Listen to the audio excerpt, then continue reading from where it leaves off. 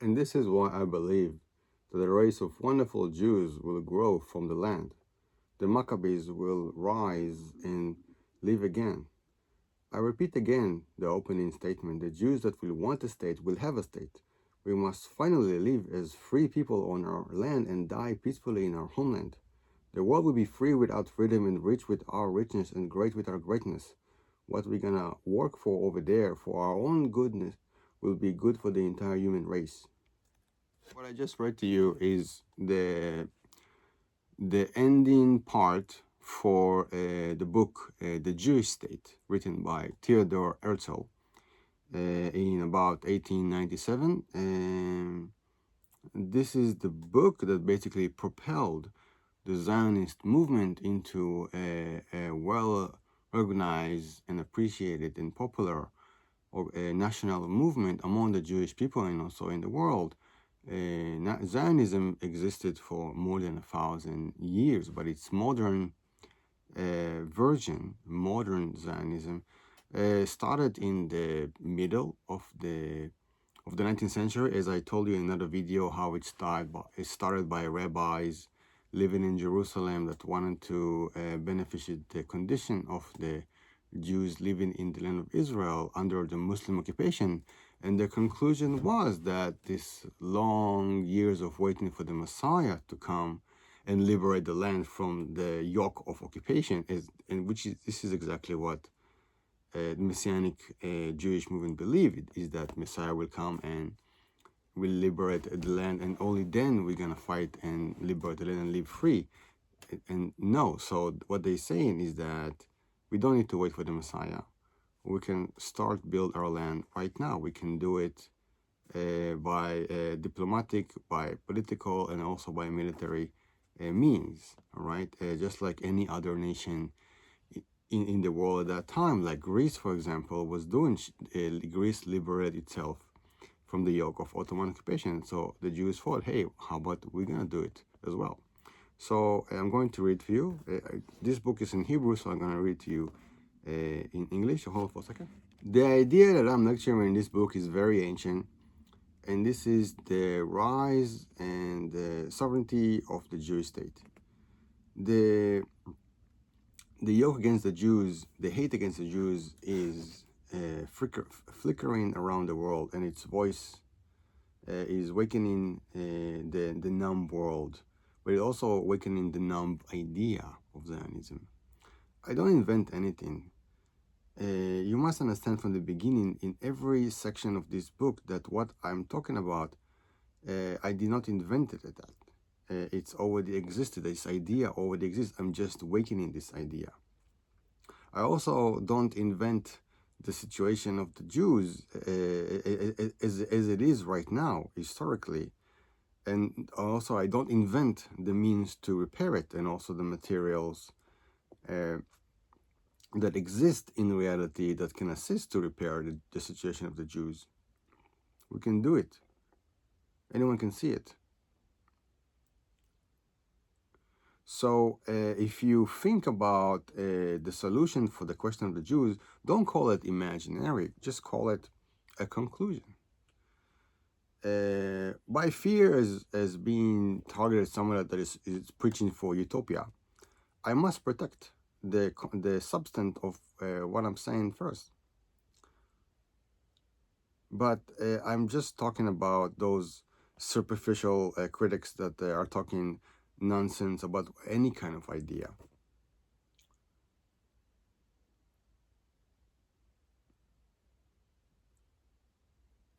It is not mocking for me if you will say that I wrote a utopia full of love of humanity.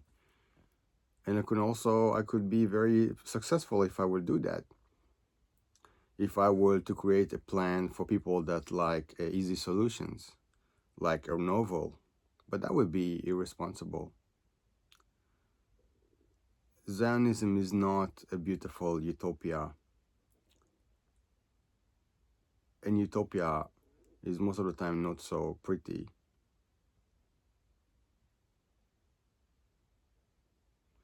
And I think that the situation of the Jews in many countries is so bad that some people don't take it seriously when people talking about solution. In order to give the ability to divide between my idea and utopia, I can reminisce a book that I read in the last few years called Freiland by Dr. Theodor Herzl, which was a very sophisticated fiction that he invented from his own heart about a person that is modern and very educated, but yet so far from reality. Freiland is a very complex institute with lots of gears and gadgets. But there's nothing to prove that this will actually something that can be attained. And this is why if you compare what I'm talking about to Freiland, I would be very insulted. But what I'm talking about is that actually there is already a propelling force, a driving force that already exists in reality.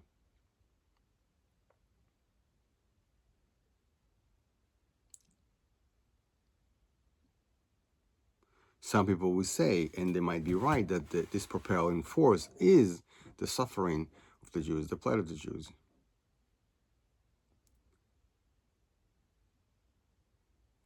We will talk lately about the reason for anti-Semitism.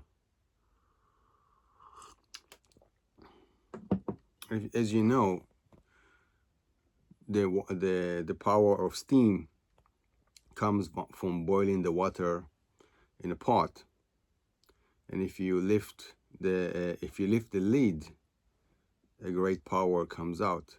This sort of phenomenon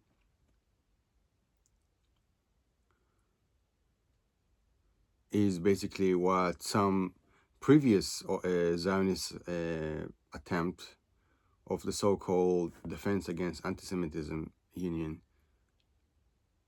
What I'm saying is that if by using this already existing power, we might get a really good result.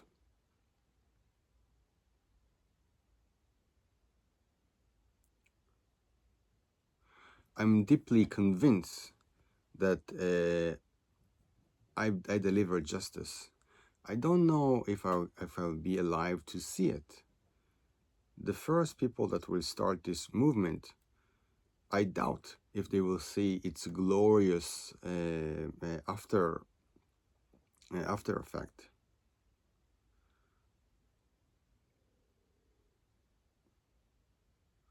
But I do believe that just by starting this project, this new project of an old idea, they will feel the inner happiness inside their soul.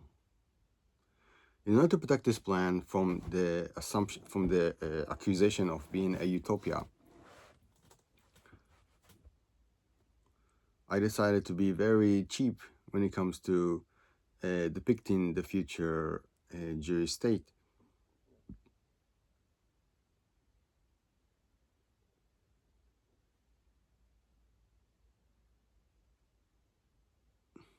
I once talked to some very smart Jew about this idea, and I actually gave him some very detailed information about how I wanted to be, and he just told me that this is a future portrait that seems realistic, is the sign of a utopia. He's wrong, because every finance minister, when he's coming to propose to the state the next budget, he's actually calculating future sum of expenses and revenues. And it's not only that he's calculating the average of previous years of other expenses and revenues. He's actually predicting the future.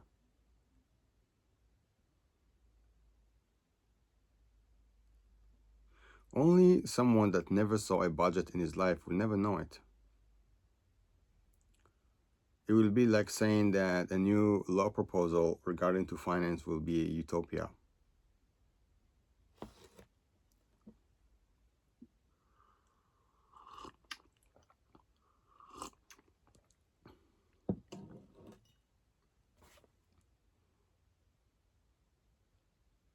I'm approaching and appealing those which are educated, and I appeal them to think. I implore them to think, rethink this idea which is old and how we can make it new. Even the best of the Jews that work really hard for the solution of the Jews of the problem of the Jews, I need them to see how their own efforts and their own endeavors to solve the problem were actually only causing the problem to be worse.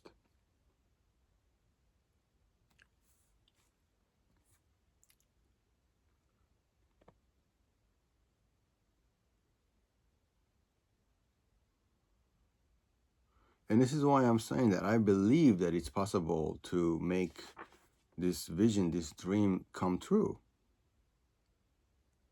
Even though I don't pretend or proclaim that I find the only solution or the only final solution, I believe that the Jewish state is something that the world needs, and because of that, it will rise and exist. If one person and one person only is dealing with something, any kind of something, it will consider to be something of insane. But if many Jews are doing it, it will be considered something legitimate.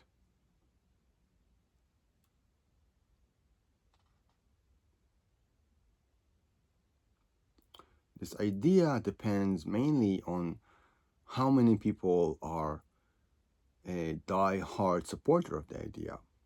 Are youngsters who are looking up and our ambitions to achieve so many, but already their ways are blocked.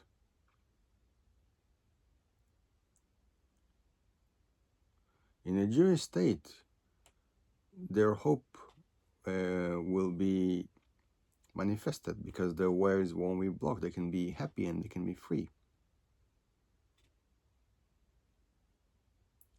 I see myself by publishing this idea as done. I fulfilled my mission.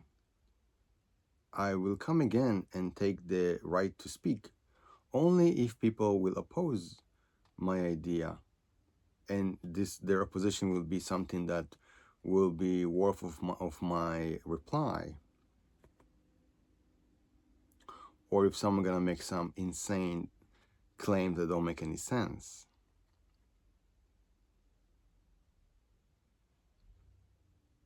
Is it too early? Is what I'm saying is wrong? Isn't the problems of the Jews, the plight of the Jews is way too much? It's dependent on the Jews and on the Jews only. If this political statement is just a political novel, I don't know. If this generation is yet too numb, I don't know. But if it's so, there will come another generation which is much better than it. Much better than him. And the Jews that will want, they will have a state. And they will be deserving that state. So I'm reading right now the last part of the Jewish state. This is after he's talking about how to build a state and so on. So here it is, okay? I'm reading for you from Hebrew to English, okay? There's so many that we could not put into this subject. There's so many other things that may be mistake, may be wrong, maybe things that I wrote too fast. It might make you confused. Maybe I didn't write it correctly. But the reader with a honest and pure heart is also the one that will look at the thing for their essence, for the substance of the thing. and it will not be tempted to focus on the mistakes. More than that, he will be inspired by the imperfect of this idea, and only see it as proof that this is a realistic idea.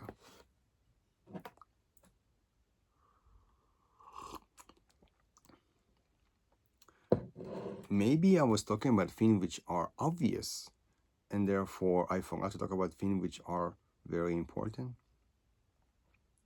There are some statements that I wanted to subvert, that I wanted to contradict. There are many others. Some of them are important, some of them are not important, which I didn't even address. One of the claims, which are considered to be very moral claim, is that the plight of the Jews is not the only plight in the world.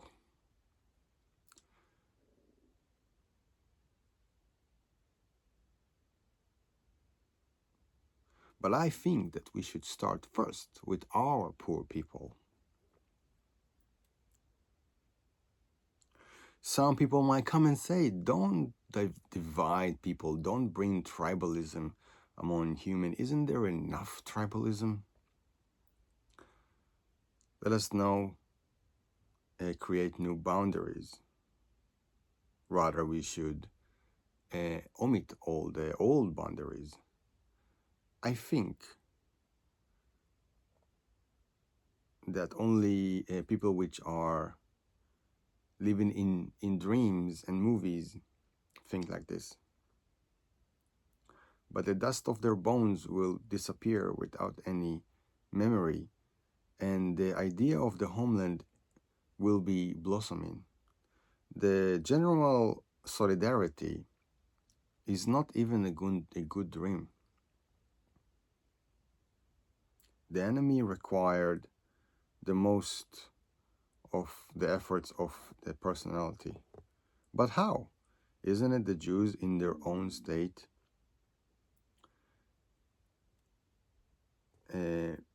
won't have any enemy?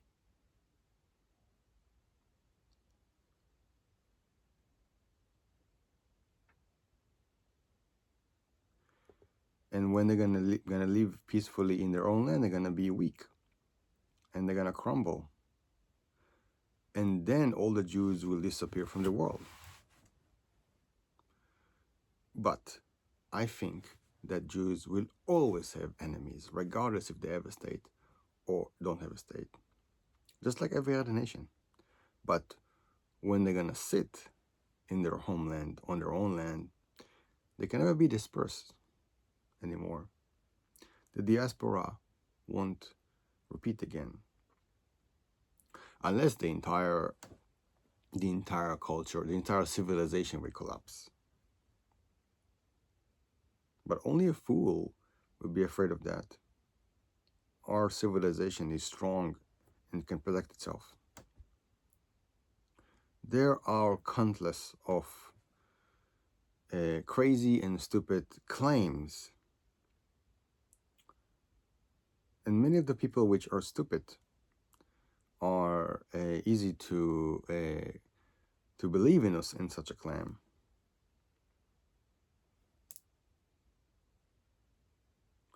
He who wants to join the Zionist idea, we must help him with this idea by explaining our idea. We might have to first start our battle on some Jews among us which are bad and which are heartless and which are stupid. Some people will say, aren't you giving a sword in the hand of anti-Semitism? Why would you say that? How do I give a sword to the anti-Semitic? I'm just telling the truth. I'm saying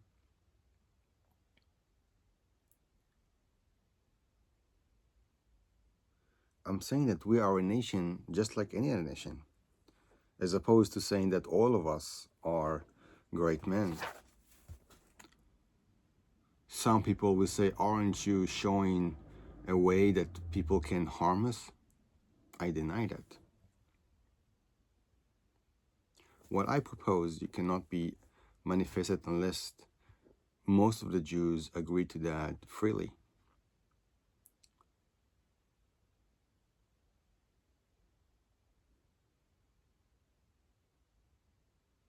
Wherever Jews live, they should have equal rights. If it already exists, it should stay as it is, regardless if Israel exists or not.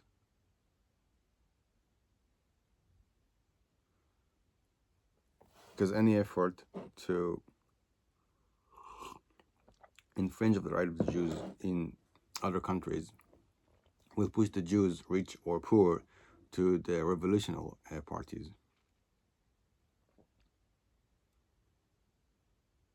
And you already see how when the state goes against the Jews officially, you will see how it creates economical crisis.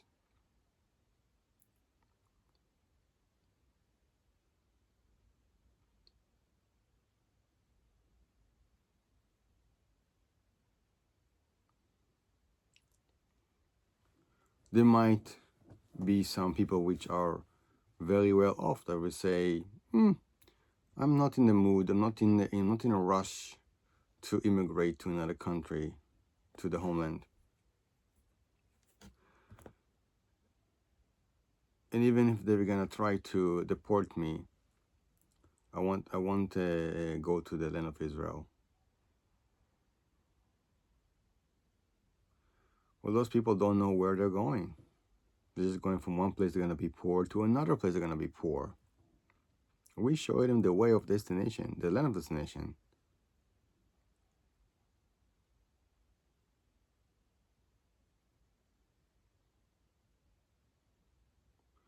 Some people will say, isn't it the persecution right now as evil as in the Middle Ages? Yes, but our sensibility to those oppressions are higher, and therefore we will not feel relief for the suffering, even when it's gone. We cannot take it anymore. Some people say this kind of endeavor doesn't have any hope. Even if we're gonna get the land and the sovereignty, it's only a matter of time that only the poor people will go to your land. It's true. It is possible that in the beginning, only the desperados will be good and fit for the job of creating the country, creating the state. Some people will say, if it was possible, don't you think it would have been done by then? No. In the past, it was not possible. Today, it is possible. 100 years ago, even 50 years ago, this whole idea seemed to be an illusion. Today, all of this is possible. For example, the rich people, those that have the perception of enjoying all the technology achievement, they see what you can achieve with capital and money, and so be it. And the poor people and the simple people, they don't feel any kind of control. They don't feel how much control have the man over the elements, and they will believe in the new idea of Zionism with a full heart, because they never lost the ancient hope for the promised land from the beginning. Look, Jews, it's not a legend, it's not a scam. Any person can see it, because every person carry with him a small portion of the promised land. It's in his head, it's in his mind, it's in his arm, in his property, in his crops.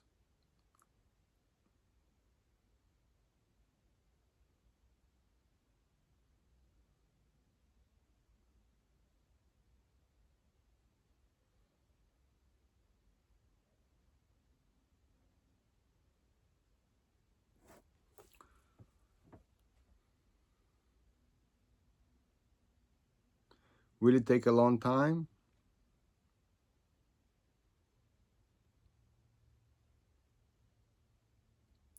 Will it take a long time until we're gonna establish our state?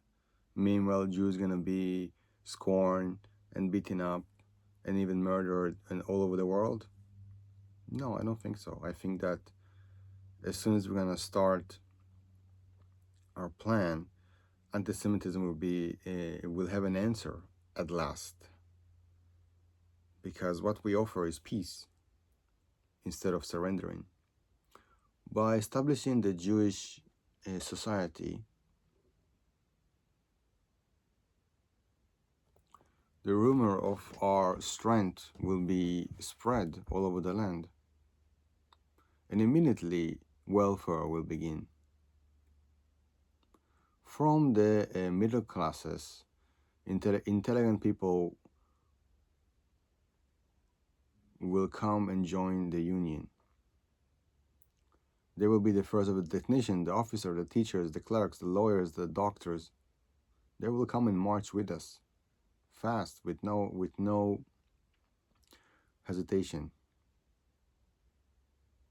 In the synagogue, they're gonna pray for the successions of our work. Because here, their ancient hope is about to be granted. But first, we need that all the really, really smart people will come and join us.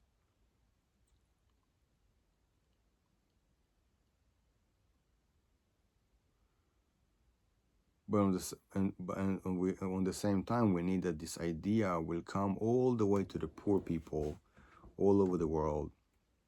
Those Jews living in poverty all over the world, we need them to come with their numbers.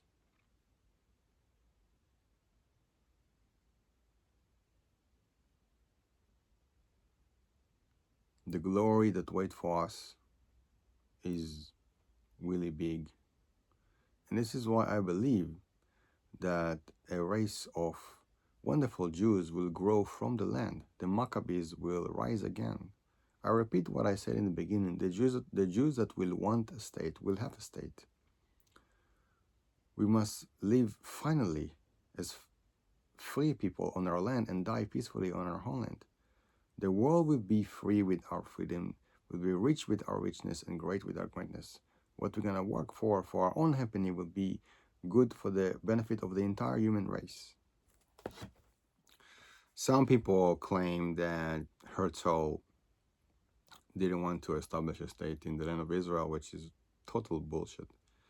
It was, from the beginning, the only country that they were talking about was the land of Israel.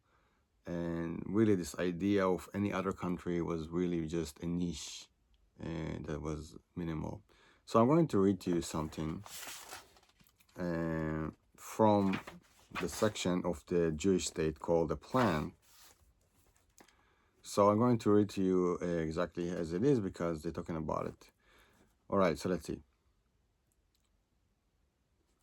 Now, if the superpowers will want to grant the Jewish people with the sovereignty of a neutral country, the Jewish Union, Zionist Union, will come with negotiations about the land that should be granted. Two lands are accountable and considerate: Palestine and Argentina. Effort for settlement are something that should be considered in both of them.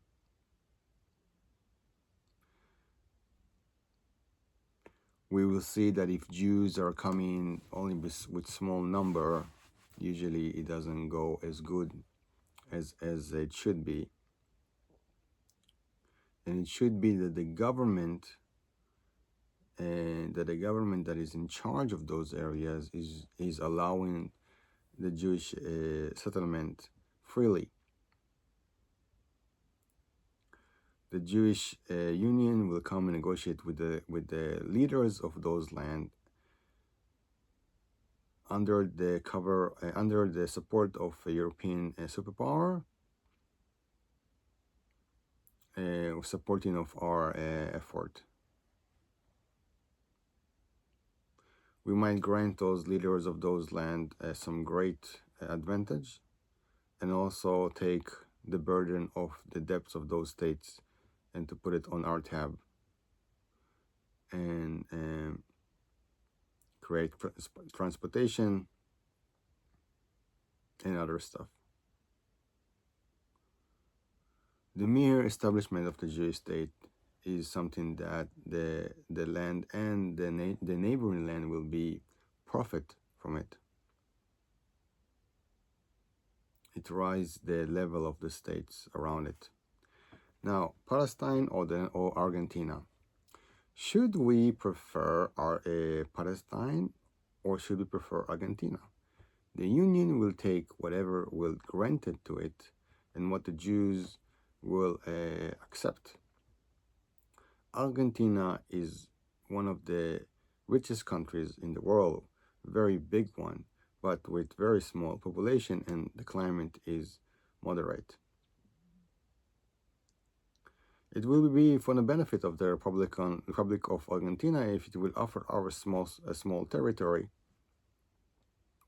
It is known that the immigration of Jews to that area cause some problems and antagonism from the other people around it. And we should enlighten the people of Argentina that this new immigration of Jews is something completely different. Now, Palestine is our historical homeland, which will never be forgotten. The name alone will be a name that the crowd will be inspired by. If the Sultan will give us Palestine, we will fix all his economic problems, a complete solution. For Europe, we will be over there a division as opposing Asia. We will be an avant-garde of civilization against barbarism. As a neutral state, we will continue our connections with Europe, all of it, which will have to guarantee our security. To the holy places, to Christianity, we can find some sort of extraterritorial solution by the national law, international law. We will hold an honor guard around the holy sites, and with our existence, we will guarantee the safety of those areas. This honor guard will be the biggest mark for the solution of the Jewish question for over 1800 years of misery and occupation. All right. So that basically told you that Zionism from the get-go wanted the land of Israel, Palestine, not anything else.